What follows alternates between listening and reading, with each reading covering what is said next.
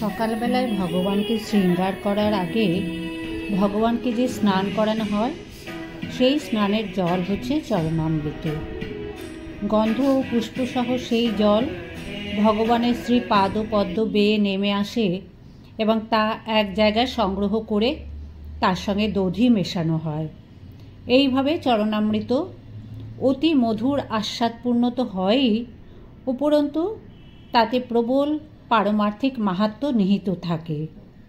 পদ্মপুরাণের বর্ণনা অনুসারে যে মানুষ কোনো দিনও দান, যজ্ঞ, স্বাধ্যায়, অর্চন আদি কোনো রকম পুণ্যকর্ম করেনি, সেও ভগবানের মন্দিরে গিয়ে চরণামৃত পান করে পরম ধামে প্রবেশ করার যোগ্য হয়।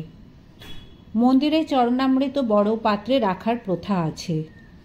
ভগবানের শ্রী বিগ্রহ দর্শন ও অভিবাদন করতে এসে ভক্ত নম্রভাবে এই চরণামৃতের 3টি বিন্দু পান করে পরমানন্দ লাভ করেন।